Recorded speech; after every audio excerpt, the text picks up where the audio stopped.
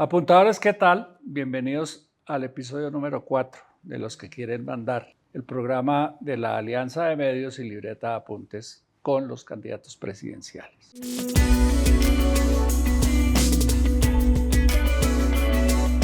El invitado de hoy, muy conocido, alcalde de Medellín, gobernador de Antioquia y 2 o 3 veces candidato. Dos y media. Esta es la tercera. Esta es la tercera yo como candidato, pero cuando digo media, es que en el 2010 yo fui candidato a la vicepresidencia con Antanas Mocus, en la Ola Verde, que fue un gran movimiento en Colombia.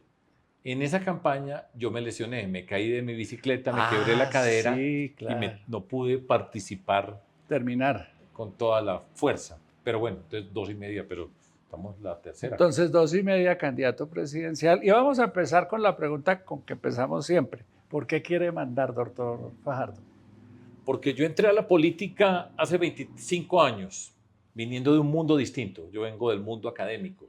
Yo era profesor de matemáticas en la Universidad de los Andes y en la Universidad Nacional en Bogotá.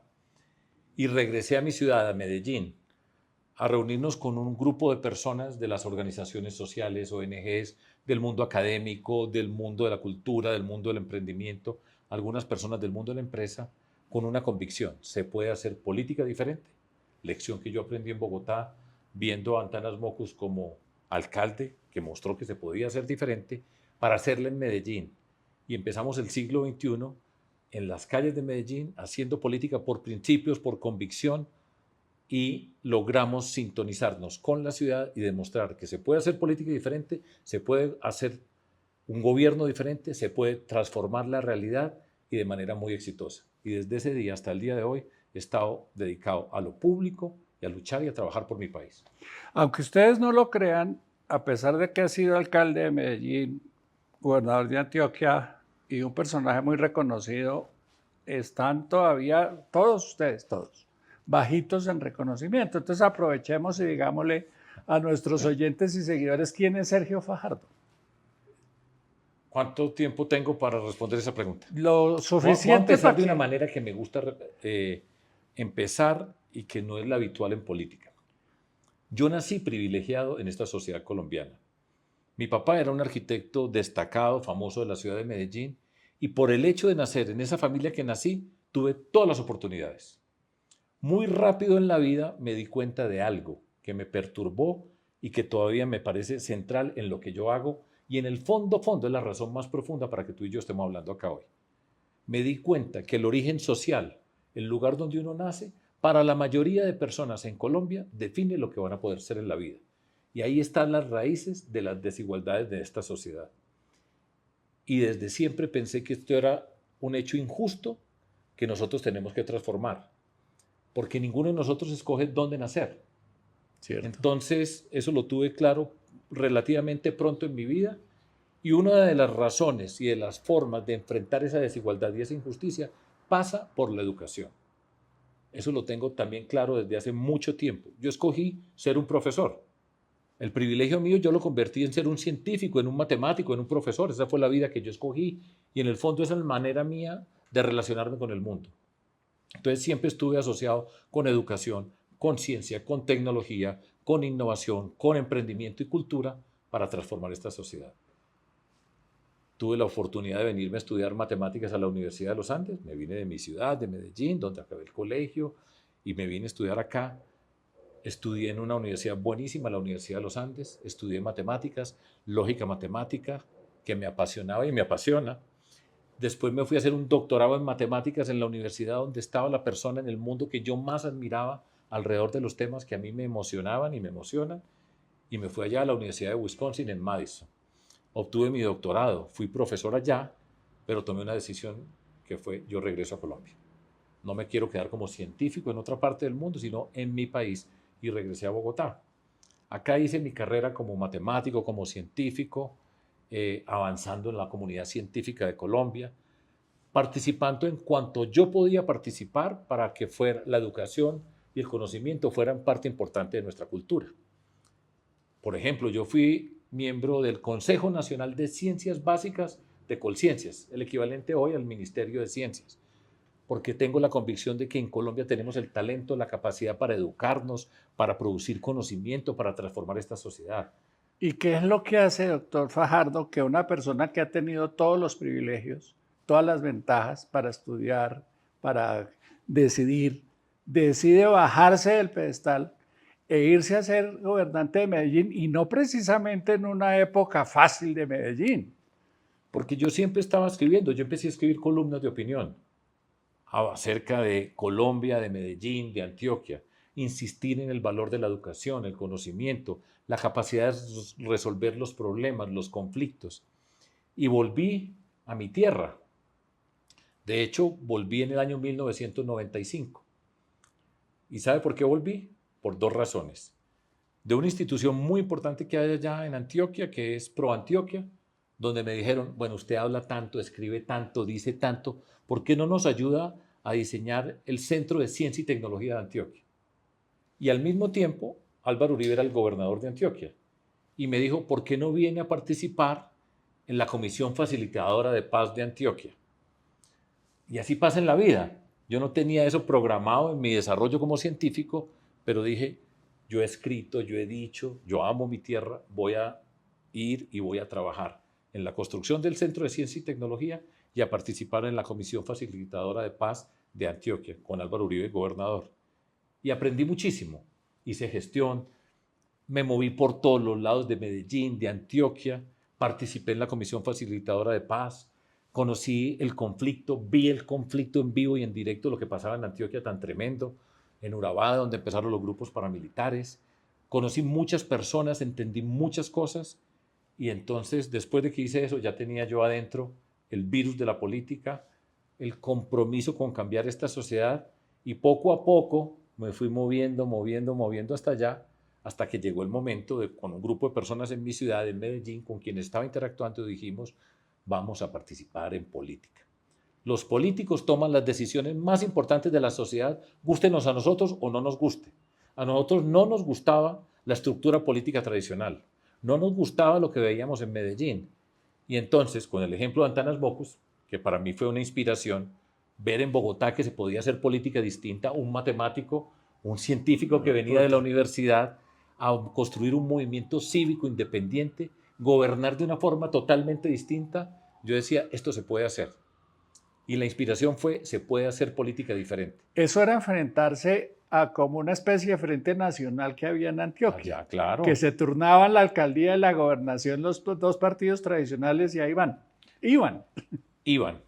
Y nosotros dijimos, Medellín y Antioquia y Bogotá no se parecen en nada, en nada. O sea, no era que fuéramos a hacer una cosa ya igual, no.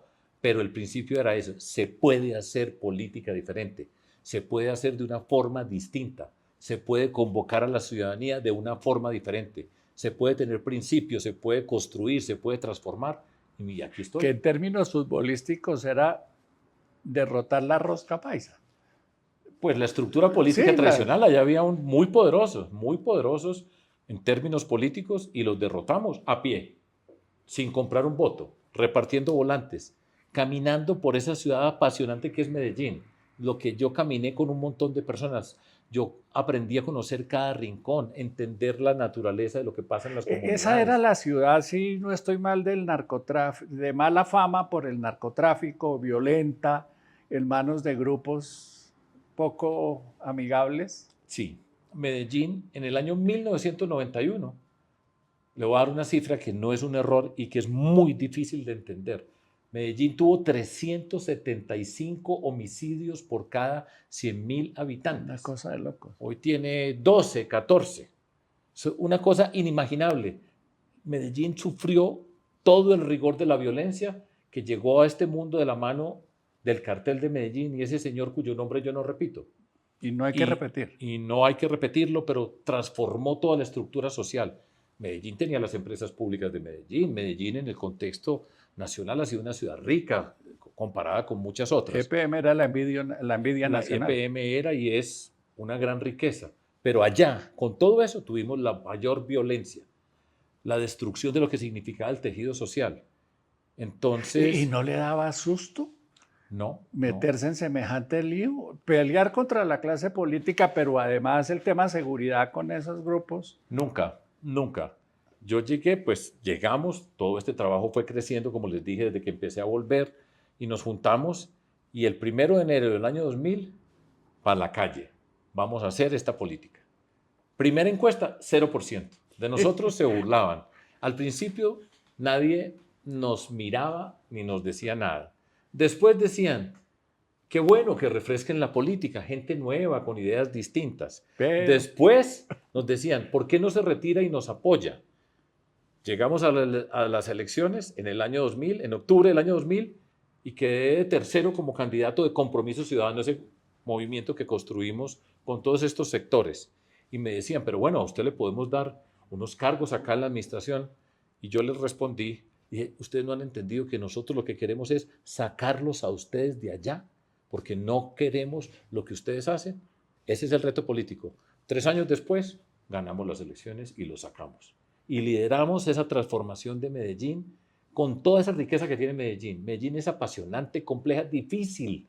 Es una ciudad muy intensa, como digo, muy apasionante. pero Con tiene muchas una, heridas, pero con tiene muchos una dolores. riqueza, es que la quieren, los habitantes la quieren. Eso es cierto, eso siempre ha sido cierto y hago un comentario. Yo recuerdo que yo viví pues en Bogotá muchos años, yo quiero esta ciudad.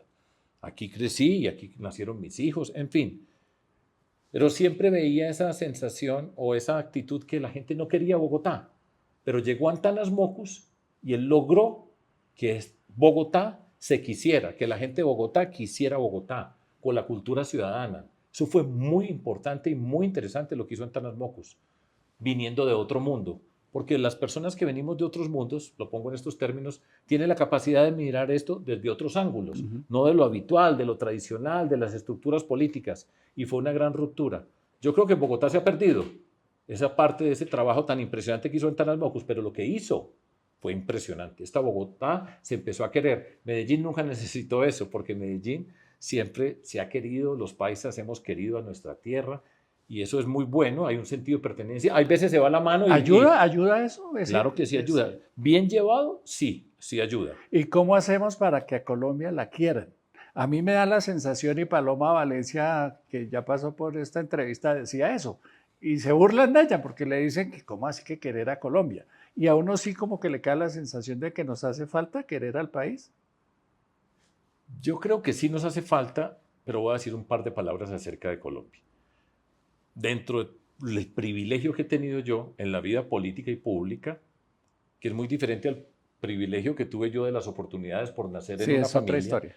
La política nuestra ha sido a pie. O sea, yo he dicho, yo nací privilegiado en términos sociales, pero políticamente proletarios. A pie repartiendo volantes. Mucho contacto con la gente. Pero muchísimo, y he recorrido muchas partes. Y Colombia es una tierra de gente creativa, amable, cariñosa, por todos los rincones. Tiene esta geografía tremenda que nos separa por pedazos por todos lados. Pero en todas las ciudades la gente es cariñosa, amable, en cualquier municipio. Esté usted en Fonseca o hasta Tumaco, la gente es así. Ahora, nos falta un proyecto común que nos permita sentirnos profundamente colombianos y querernos. Hay factores, todo esto se repite, la selección Colombia nos unimos, ahora somos hinchas de Lucho Díaz, del Pibe Valderrama, la música, que es un factor muy impresionante en la estructura de nuestra sociedad, pero se necesita romper con muchas de esas cosas y en particular hoy en Colombia, es una Colombia que a diferencia de esa que ha sido amable, sencilla, cariñosa, simpática, es una Colombia que tiene miedo, rabias, resentimientos, mucha incertidumbre. Es una Colombia para mí amarga y esa no es la Colombia habitual. Y necesitamos, y por eso lo digo yo y estamos aquí en política, se necesita un gobierno que sea capaz de convocar izquierda, centro y derecha para usar la clasificación de la política, gústeme a mí o no, ese no es el problema, pero para juntarnos y para querer a Colombia. Y se necesita un gran proyecto de cultura ciudadana en este país y esa es una gran lección. ¿Y cómo hace un profesor para educar, para enseñarnos eso? O sea, es que se está volviendo imposible hablar de política en la familia. Los domingos por la tarde, la visita a la abuela, a la suegra, o mejor no hablemos de política porque terminamos peleando, gritándonos, de pronto no nos volvemos a hablar. ¿Cómo nos quitamos ese sirirí de encima cuando tenemos a alguien que todo el día envenena y envenena y envenena? El reto es político y escoger personas, y yo quiero ser el presidente de Colombia, esa es la razón por la que estamos hablando de acá, y es que demos ejemplo, que mostremos en nuestras actuaciones diarias, en la forma como hablamos, con quienes nos relacionamos, cómo enfrentamos los problemas, con transparencia, con método, con disciplina, con respeto por el diferente. Me han atacado mucho, mucho por decir una frase que la creo profundamente y hoy Colombia, fíjese usted cómo en la vida la está creyendo y es, podemos ser diferentes sin ser enemigos. Porque lo que se ha metido acá es ese virus de la polarización que simplemente dice, ¿usted está conmigo o en contra mía? No hay ninguna otra posibilidad para estar en el mundo. Y cuando usted divide el mundo entre amigos y enemigos, está en la guerra. Y en la guerra todo vale. Y ahí entonces lo primero que va pasando es la agresión con el lenguaje, con el maltrato, con el insulto, para supuestamente mostrar valor.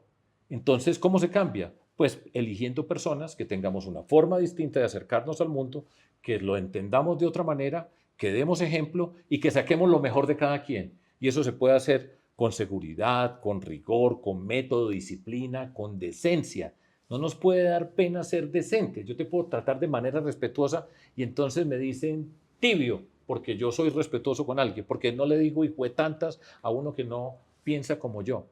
Colombia ya aprendió esa lección y ahí vamos, y por eso en el 2026 vamos a ganar las elecciones y vamos a ser capaces de convocar a Colombia en otra cancha Ya que distinta. usó la palabra, ¿sigue siendo tibio? A esa visión que le vendieron en la campaña pasada, quienes dijeron que había que quemarlo.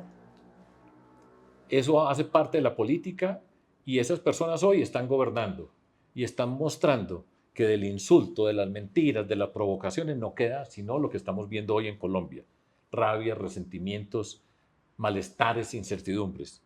Tengo la convicción de tomar las decisiones, de ser coherente, ser consistente. Yo fui alcalde de Medellín, el mejor de Colombia, a mucho honor, con un gran equipo, conformar los equipos, entender los problemas, dar soluciones reales a los problemas y mostrar que podemos transformarnos. Y fui gobernador enfrentando a todos. Entonces, pueden decir lo que quieran, pero la realidad es que este tibio, está listo para gobernar a Colombia. Yo lo dije, me enfrenté al presidente, hoy expresidente Duque y Petro, dije, voto en blanco. Y por eso me empezaron a insultar. Y lo dejé por escrito. Y dije, no voto por ninguno de estos dos señores porque no creo, yo estaba en medio de la confrontación política, yo no creo en su capacidad para gobernar a Colombia. Ya vimos, para mí, muy mal gobierno del presidente Duque. Seguimos, volví a votar en blanco en las elecciones del 2022, más insultos. Y la vida nos está mostrando cómo el señor presidente Petro es muy mal presidente de Colombia. Y fíjense ustedes, coherencia, consistencia, mantener una línea, comportarse de la misma manera siempre, no vender los principios, no dejarse atrapar en el insulto, la agresión, el maltrato para destacarse. Y esta voz se está escuchando en Colombia en muchas partes. Entonces ha sido un camino largo, por supuesto los insultos en las redes general, porque yo he estado muchas veces en la calle y la gente es Y no pasa cariñosa, nada. Sí, nunca pasa es nada, cierto. pero en las redes se convierte en un espacio para el insulto, para la agresión, para el que se siente valiente diciendo mi hijo de tantas, este tipo de cosas. Bueno, esas personas necesitan expresarse de esa manera, pero la mayoría de Colombia no, y este trabajo se está reconociendo. Esto es lo que necesita Colombia, esa es mi convicción, por supuesto. Si no lo creyera, ¿qué iba a hacer yo a los 69 años de candidato a la presidencia para cambiar este país? Y lo vamos a hacer, y muchas gracias. Y los que tienen molestia, tranquilo, que no van a encontrar, no los voy a insultar, no Bien, los voy a pues insulten. maltratar. Tranquilos, ese no es el problema. Colombia no es esa. Y vamos para adelante. ¿Cómo sobrevivir? La última encuesta de Guarumo, si no estoy mal, dice que hay 75 candidatos a la presidencia. En ese mundo, ¿cómo sobresale uno? Por más serio Fajardo que sea. Pues mire, yo he venido participando, yo he aprendido de las lecciones de las elecciones anteriores. He aprendido mucho. Una de las cosas que aprendí, que yo no la tenía clara y que nunca la utilicé y fue error mío, el mundo de las redes. Entrar al mundo digital, al mundo de las redes sociales. Y desde febrero del año pasado entré a ese mundo y me ha servido para hablar distinto, para entender cómo se manifiesta y cómo se puede comunicar uno a través de las redes. Yo no descalifico las redes, yo no me mortifico porque haya unas personas que dicen algo, insultan, no. Pero saber utilizar esas redes, saber comunicarse, yo lo estoy aprendiendo. Entonces hablo distinto, hablo más duro, llego de otra manera, me puedo reír, me puedo charlar, estoy en paz, estoy contento y vamos viendo que más y más gente nos va viendo, abriendo puertas. Algunas personas estaban aburridas, es decir, otra vez, qué cansancio, yo quiero ganar, pero ya, el ánimo está arriba, la gente tiene la convicción, la vida nos va mostrando de lo que somos capaces, el valor de lo que hemos hecho. Entonces, la audiencia cada vez es más amplia. Y cuando usted ha mirado esas encuestas, en diciembre, Fajardo adelante, en todas, y usted mira las encuestas y vamos muy bien, y es que vamos muy bien, y esta voz se está escuchando. Entonces yo llego a algún lugar y me río en el sentido de uno tiene que aprender a no tomarse muy en serio. Entonces, por ejemplo, yo llego a algún lugar y hay gente que está allá y los miro, pues grupos pequeños, le digo, ¿cierto que usted pensó cuando yo estaba entrando que dijo, vamos a ver el tibio? Y pues aquí está su tibio, a ver pues cómo es la movida. Y así vamos rompiendo esos esquemas. Y yo estoy contento, estoy disfrutando, estoy en paz en unos momentos tan difíciles para nuestro país. Yo tengo esta convicción y yo estoy seguro, y por eso me gustan estas preguntas y poder hablar un poquitico más largo, vamos muy bien, y Colombia no se tiene que resignar a esos extremos. Aquí va y vamos a ver. Veo un Sergio Fajardo bastante diferente a los anteriores candidatos, Sergio Fajardo a la presidencia. Hablemos de la presidencia y del chicharrón que le espera. Dicen los expertos economistas, médicos, políticos, que va a recibir un desastre. Sí. Un país en ruinas. ¿Por dónde empezar a reconstruir ese país que dicen que va a recibir, o es demasiado pesimista la visión?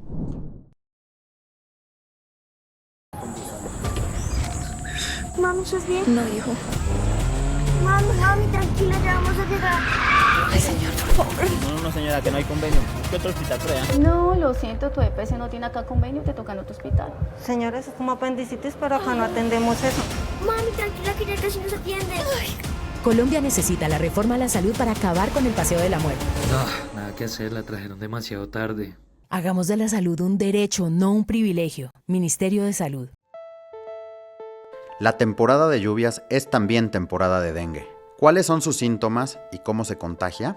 El dengue es una fiebre quebrantahuesos de origen viral, que la transmiten los mosquitos chikungunya y Zika. Es una enfermedad que se presenta en zonas tropicales, pero en temporada de lluvias aumentan los contagios. Los principales síntomas son fiebre, náuseas y vómito, molestias y dolores en músculos, huesos y articulaciones, sarpullido. En los casos más graves puede haber sangrado en nariz, encías, vómitos y heces.